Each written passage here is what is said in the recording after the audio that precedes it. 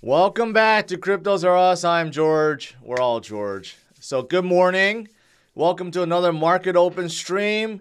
And today, of course, we have to talk about SBF once again. Just a little bit. There's not a whole lot of new drama, but the new CEO of FTX says he has never, ever seen such a complete failure. And he's the one that saw Enron's bankruptcy. That's how bad it is. But of course, because of this, the contagion is spreading and the bears are coming out. Bitcoin is being attacked. But luckily, we have CZ and others on our side. So let's talk about all these things and more.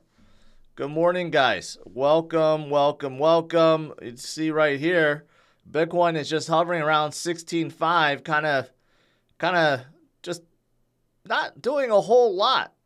Not a whole lot of selling, not a whole lot of buying, staying put. Of course, people are DCAing, and people are just wondering what's next. Is the contagion going to spread even more?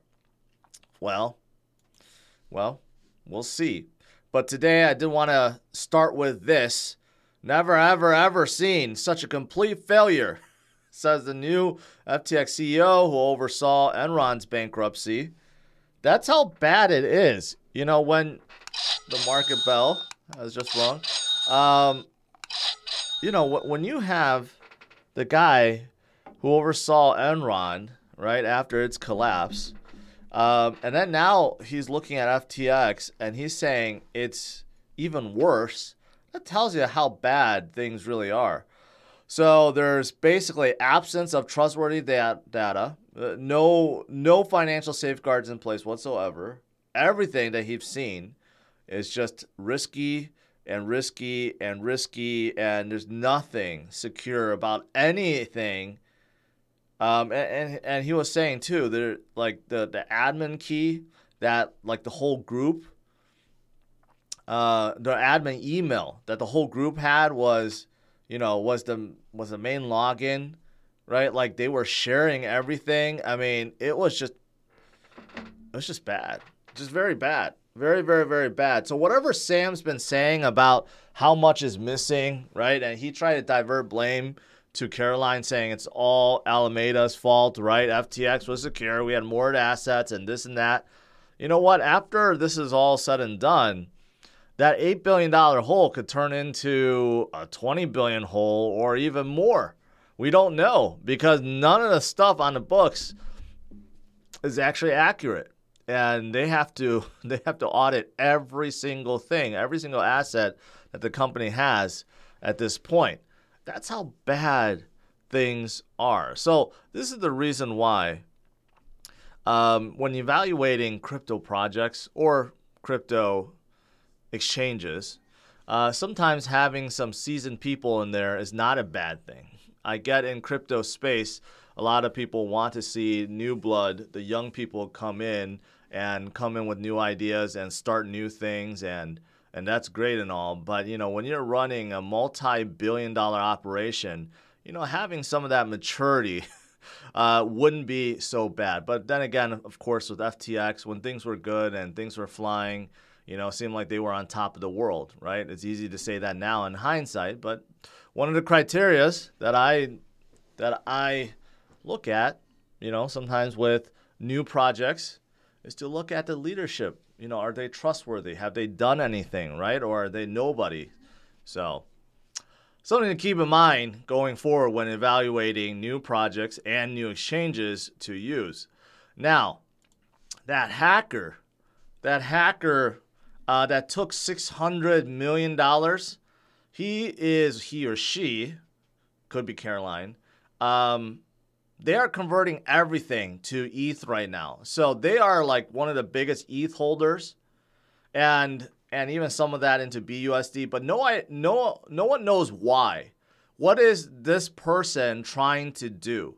They have accumulated now over 200,000 ETH within the top 30 of all ETH holders. And it seems like they're planning something, but no one knows what, right? And who is the hacker?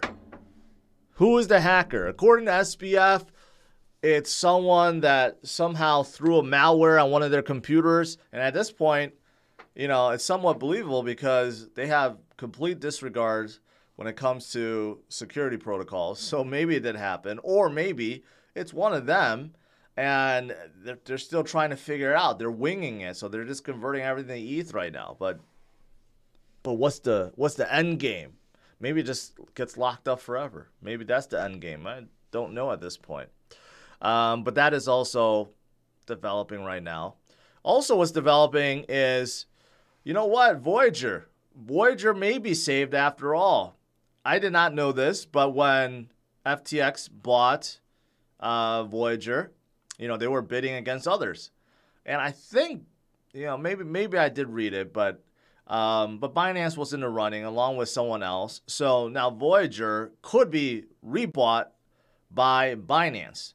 The problem is, according to this buyout already happened. FTX.US already owns Voyager.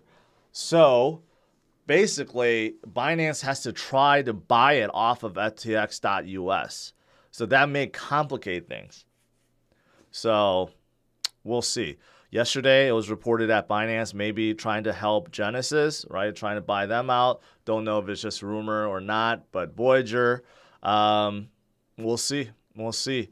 CZ does say he's not trying to emerge as the white knight. It's not like he's taking an opportunity to try to buy everything to make himself look good. Overall, he just wants the industry to move forward and get past what we're seeing right now.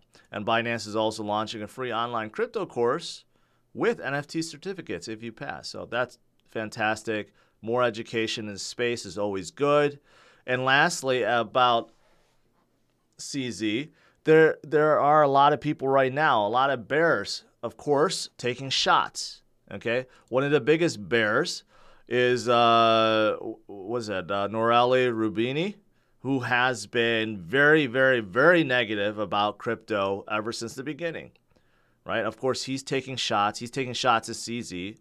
He's like, people in crypto are what, 7 C's? 7 C's, and none of the C's are good. What's the 7 C's he said?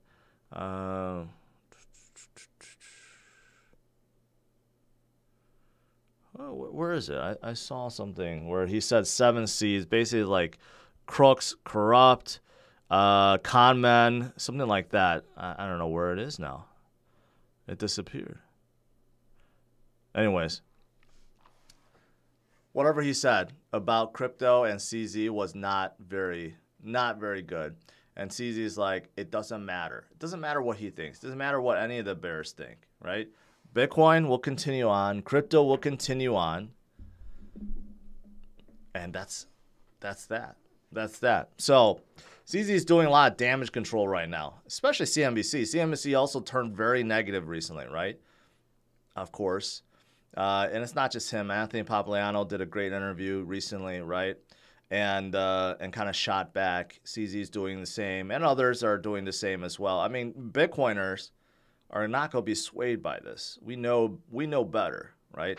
But it just sucks. Every time you have a collapse, every time you have a down market, it seems like everyone all of a sudden just turns against the industry, and that's unfortunate. You know who else is not giving up is President Bukele of El Salvador. In fact, he's taking his DCA to the extreme now. He will be buying 1 Bitcoin per day now. That is a great way to DCA. Regardless of the price, 1 Bitcoin per day.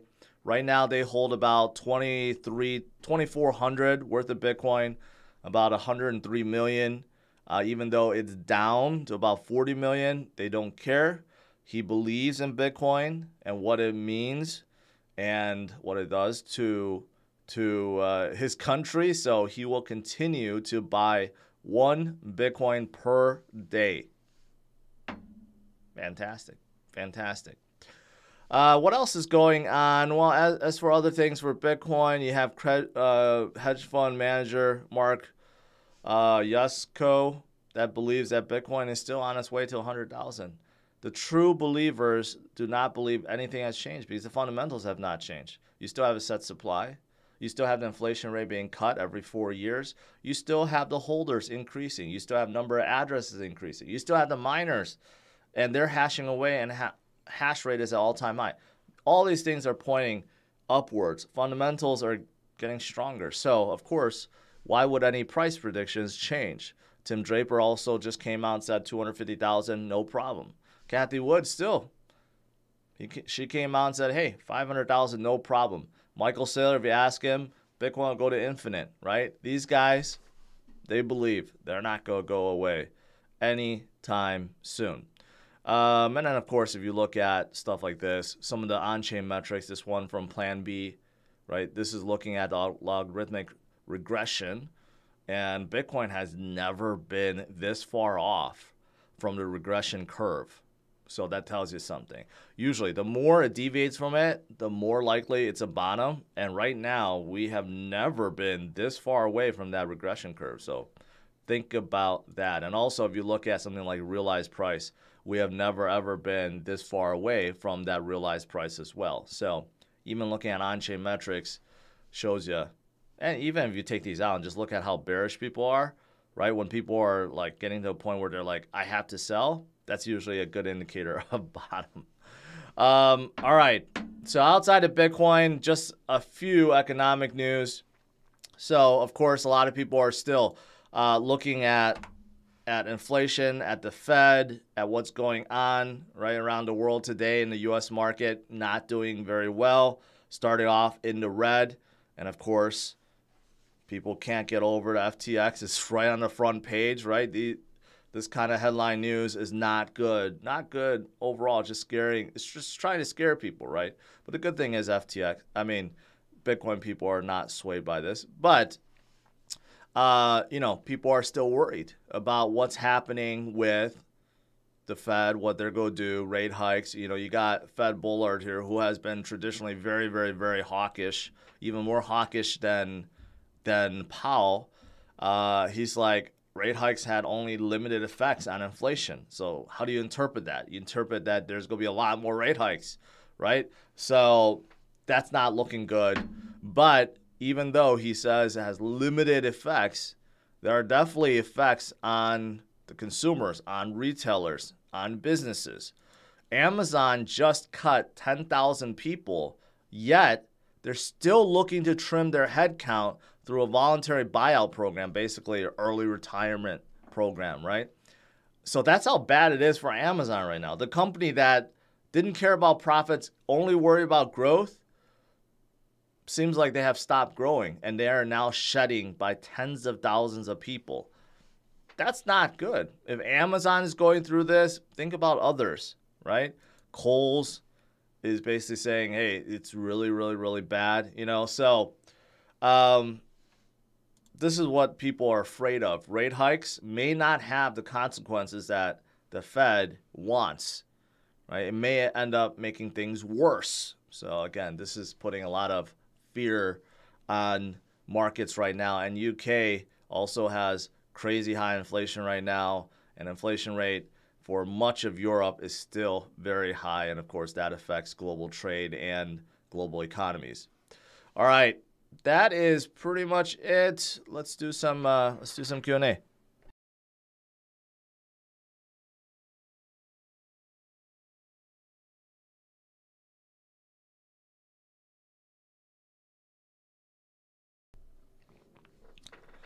All right. Let me scroll up here. Let's see what I missed. XRP to the moon.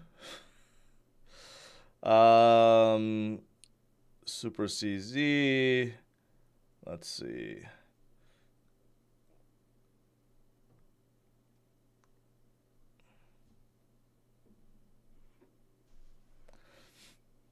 For all the BTC that has been lost in Celsius, FTX entities, where has it gone? Is it lost or made in the hands of other players? Probably in the hands of other players. So it's a zero-sum game, right? So if they lost it, that means they traded badly, and maybe some shorters or some people on the other side won. Doesn't mean it has to be shorters. It could be longs too. If FTX tried to counter trade and it was shorting Bitcoin and Bitcoin pumped up, well, You know, we have seen pairs like that. Not too long ago, Bitcoin had one of the biggest jumps per day because of almost a $2 billion short squeeze. That could have been part of what FTX lost. You know, basically it's not lost, it just went in the hands of others. Rodriguez say, hey, they may sell a short ETH. They could, but you know, they're on a run right now. I doubt they have I doubt they're still trying to manipulate the market while trying to escape the authorities, right? Maybe, but it's curious that they're trying to stack so much ETH right now.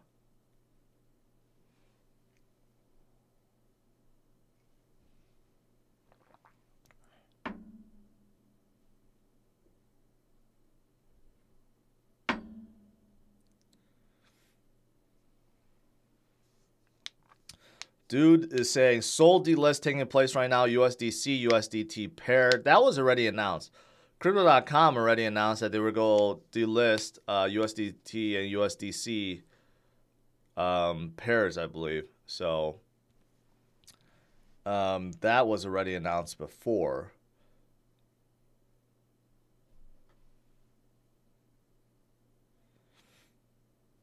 Tim, thanks for hard work. You think Binance would be fine for the moment trying to learn how to send my funds to Ledger? Yes, I think, me personally, I think Binance is fine. I think Binance and Coinbase, these are the two that I still believe will be fine and not go anywhere.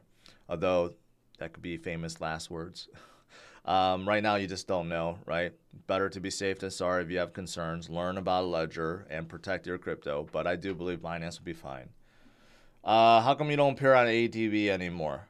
I've only appeared one time, and that was very, very, very early on. So I didn't really like the format of like trying to compete with like 3 other people for your attention. If they invite me, I'll go back on, but you know that I'd much rather do a one-on-one conversation than try to like, you know, talk to like 4 other people. So that's kind of how I feel about it.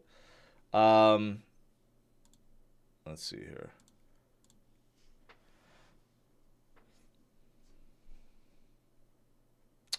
Dan, I can't comment on it, nor do I want to.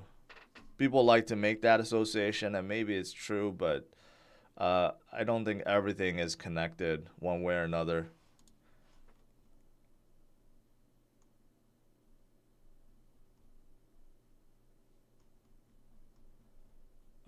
Let's see here. What else did I miss? Some family members refuse to self-custody. Is Robinhood one of the safest exchanges? No.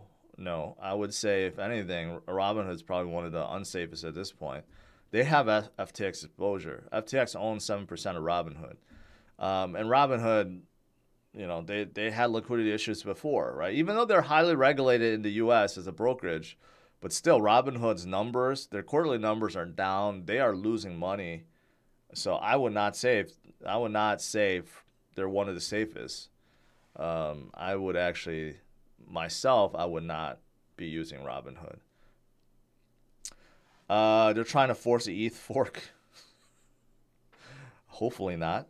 Could FTX implosion or imploding be a good thing? Bad actors were exposed. Okay. Yeah. I mean, long term, it's good.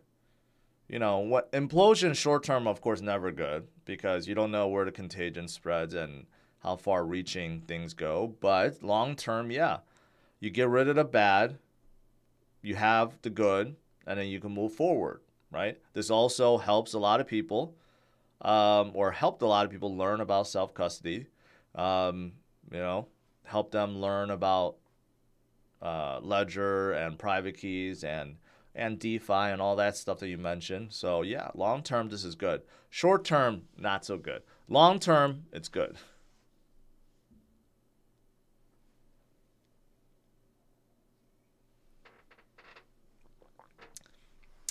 Hopefully we get a nice Christmas rally. You know what? It's still not out of the picture. I think it could still be a possibility, right? So we will see. Contagion, even though it has spread, seems to be a lot more limited this time around versus, back in May and June, right? So that's a good thing. But obviously Bitcoin's price is even lower, which could also be a good thing because maybe that 15K was the true bottom and we are just recovering from there from now on, right? So we still have a shot, I would say, for sure.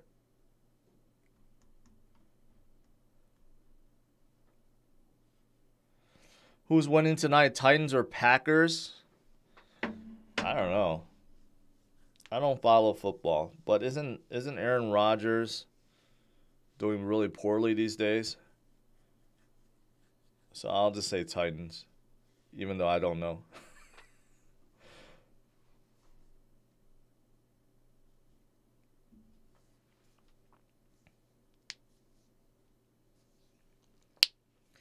James says, this is what happens when you take a decentralized invention and try to fit it into a centralized box.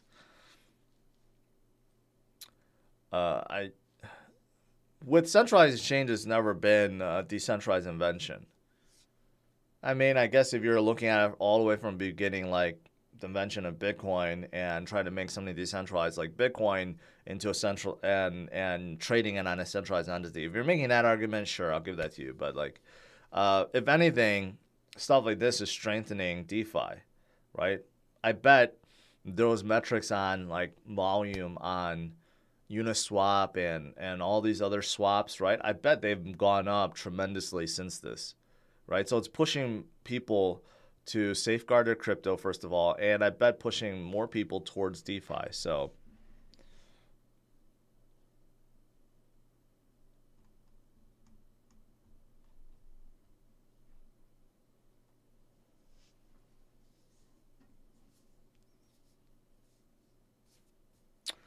ENKI says, just buy protocol tokens, layer ones.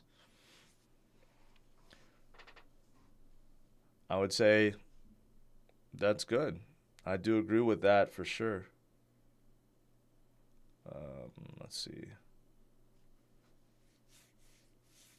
I remove all my coins from the exchanges, 15 of them. Interview from Palm Beast, he killed it. Both of those things are good. Yeah, he did do really well in that interview. And also, getting your coins safeguarded on a wallet that you control is also good.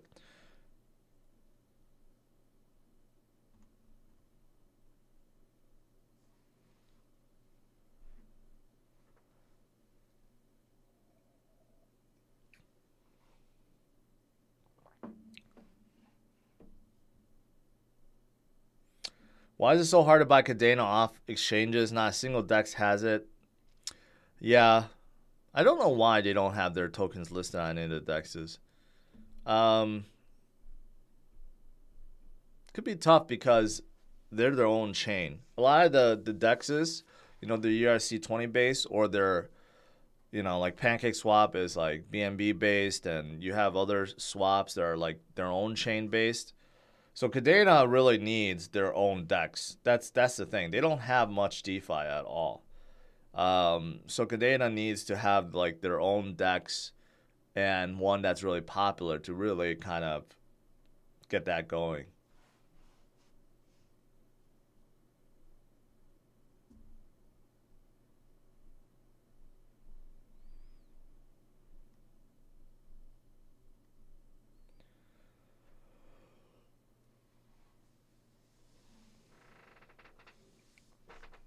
Have we heard any more from Michael Saylor? I mean, we're still waiting for that $500 million buy. That $500 million, well, he said he was going to sell $500 million worth of shares, which I don't believe has happened yet. And then, of course, he's selling that to buy more Bitcoin. So if he picks up $500 million right now, he could bring his DCA down quite tremendously, right? Not DCA is down. I mean, his price average down tremendously. Most of his buys has been towards a higher price. So if he does it, you can bring down his cost average down quite a lot.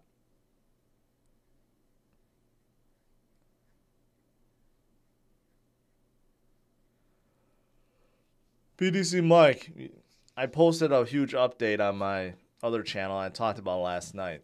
So unfortunately, probably not going to continue with them.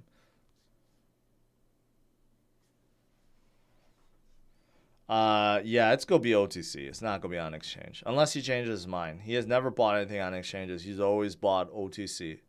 But buying OTC is still better than not buying OTC. If the OTC market dries up, then where is it coming from? From the exchanges.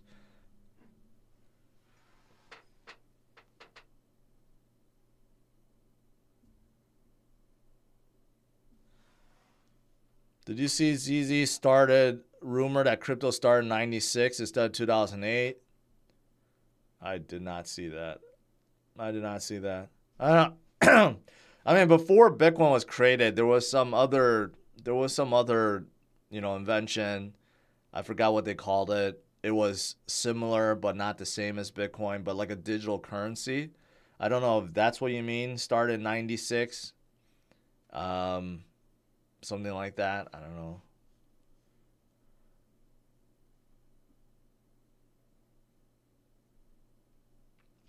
GBDC is at a huge discount. Wouldn't it be cheaper and safer to buy that now and BC after it goes up? No, because there's no guarantee the discount will ever come back. It's not like that GBDC discount, it really means nothing. You can't redeem, okay? You can't redeem for like 40% more just because you buy at a 40% discount. That's not how it works.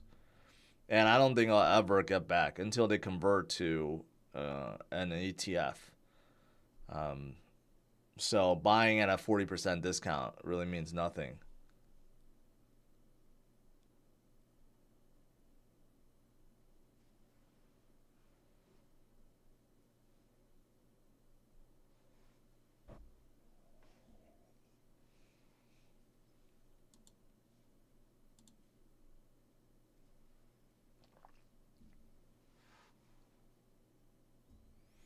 Where did my crypto with BlockFi go? It didn't go anywhere. It's still there. It's just that they had some kind of deal with FTX for line of credit. They were supposed to get bought out. Obviously, that didn't go through. The line of credit stopped, right? But BlockFi says assets are still there. They're trying to figure out what their next move is, right? But in the meantime, they shut down withdrawals because probably bank run was happening. Bank run is happening everywhere. So unfortunately, they were surviving okay. I mean, surviving meaning they still had withdrawals open even though Celsius and Voyager went down. But, the contagion of sport unfortunately spread to them, and that's why they had to shut it down. I don't know what their next step is. Maybe Binance will come in and buy them too. I think Binance wants to buy companies that doesn't have such gaping holes in their balance sheet. And FTX did, but others like Genesis could be whole, BlockFi could be whole, right? So they may scoop them up just to save them. And then I don't know about Voyager or Celsius. I haven't heard anything about Binance possibly buying Celsius, but rumors about them buying Voyager too.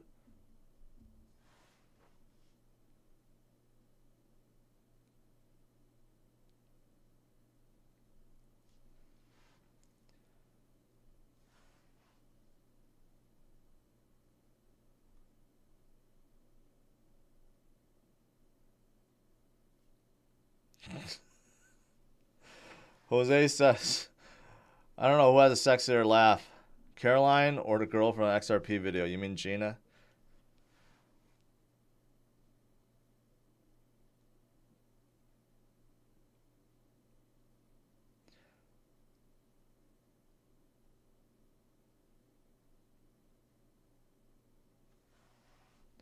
Someone's asking about idle finance. I've never heard of that, unfortunately. Someone tweet Elon to buy FTX. I think he has enough problems with Twitter right now. I think he's really regretting buying Twitter, so I don't think he's going to be buying FTX. U.S. markets have not improved. Look at this. Cathie Wood adds holding in Coinbase and other stocks. So Cathie Wood is not going to go away. Man, look at all these latest news, all about FTX. FTX used corporate funds to purchase employee homes, New filing shows, this just came out. FTX collapse, an example of greed and FOMO. So what's this about? Corporate funds were used to purchase Bahama homes and personal items. Yeah, the penthouse that SBF is listed living at is nearly $40 million. Not immediately clear what the source of the corporate funds was. I mean, obviously it's customer assets.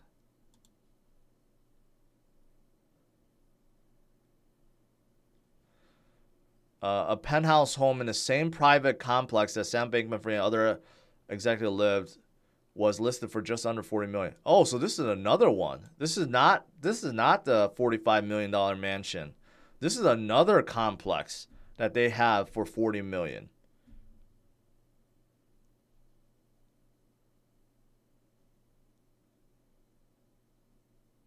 Yeah. Okay. So I guess this is the second home that he owns in the Bahamas. So first one's 45 million, the second one's 40. So someone asked earlier, like, hey, where'd all the money go? A lot of it went to purchases.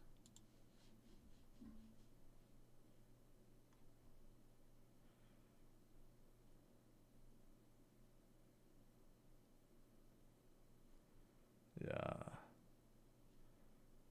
Okay. This one. I think this is common sense. Greed and FOMO.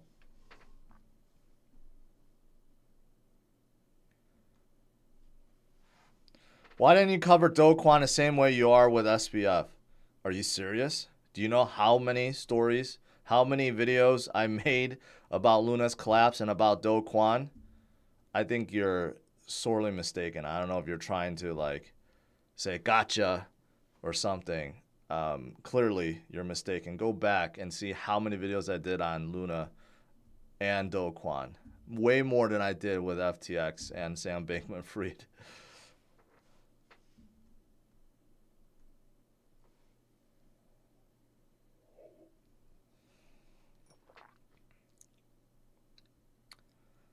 And yeah, someone said, and Kevin O'Leary would still support him again. I'm not sure what Kevin O'Leary's issue is.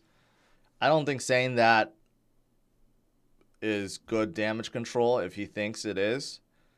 You know, I showed you guys that interview that he did with Rand, and he said he would invest in him again if this and this and this and happened. But still, I don't believe that for 1 second. I don't think he's going to throw any money at SBF ever again.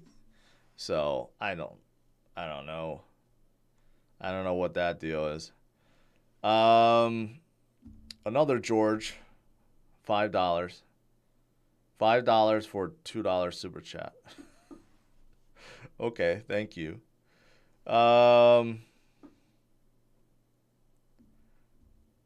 He was really into SBF. He said nothing but good things about him. Like, seriously, if you watch that interview, he said nothing but good things. Not one thing, not one bad thing.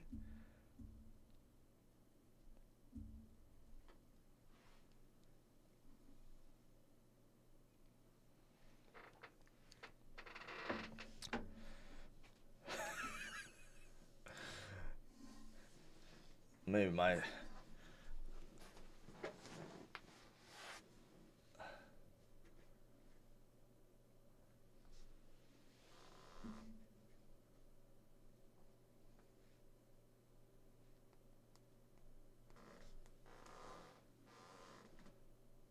Sneak said, why did you show and promote stuff like Luna and wreck your followers?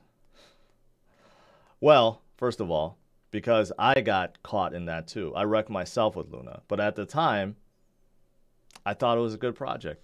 Didn't know about what was going on behind the scenes. It's really quite simple. A lot of people like to point fingers and say, why did you do this? Why did you do this? Why did you do this? Hey, I got caught in the same thing. I'm not perfect. But as for Luna, as soon as there was problems, I covered the hell out of it, told people to get out, told people to stay away from Classic. I learned my lesson with Luna. It was bad, right? That's just how things That's how things go. I put a lot of money into UST, a lot of money into Luna, and lost a ton from it. And it's not good. And I know a lot of people lost a lot with Luna, but, you know, you have to pick yourself back up and learn from those experiences, right? With FTX, it's kind of the same thing.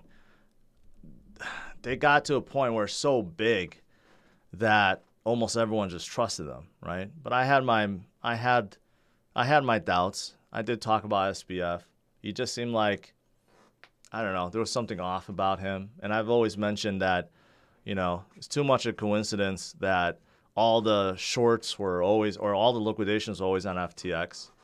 And the fact that he's throwing more money around than every other exchange out there, that also is a red flag, right?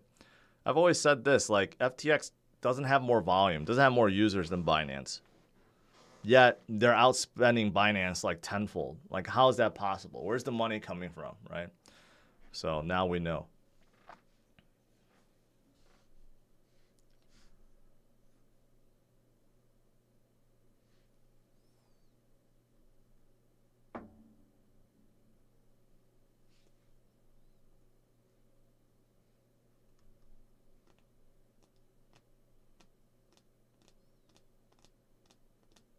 Shannon, it's okay.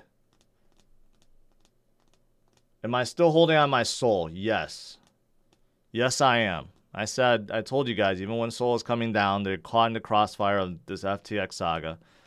And I said I was going to hold my soul, and I'm still holding. Although, you know, in hindsight, that was probably a bad move. Like, I knew Sol was going to get affected, right? It was starting to come down. And you know that a lot of people already hated on Sol already due to network outages, but this was their opportunity to kind of stick it more to Sol. And plus, you have such a large unlock happening. And I still think there's a lot of people trying to unlock right now. But regardless, you know, I think Sol has a chance to come back. It may take a while, but I think they still can come back after this whole FTX thing dies down, right?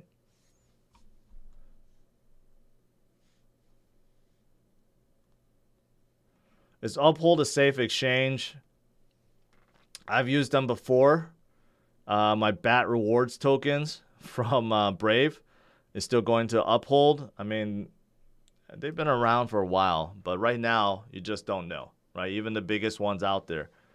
I think they're relatively safe, but if you're worried, take it out. Take it out and put in your own wallet that you control. Anthony, when the bulls return, do you think you would ever put money into these high return projects when you know they will show up? You mean high return meaning what? Like staking rewards is high or potential? Because you realize that everything is high return projects, seeing how they're down like 70, 80, 90%. Bitcoin is a high return project. Ethereum is a high return project. And these are the biggest ones in this space. So I don't know, Anthony, if that's what you're referring to, or you're referring to like the small caps that can go 1,000% or 10,000%, right? I don't know if that's what you mean, but even the big caps, even BNB and Doge and Cardano and Polygon, these guys can go up 10x. And if they do, that only gets them close to their previous high. So there's high returns everywhere. This is why you want a DCA while things are low.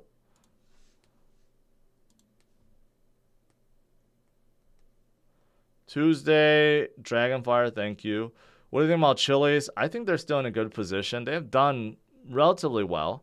Now that FIFA is you know, underway, a lot of the clubs that are playing has deals with Chili's. So that could help them.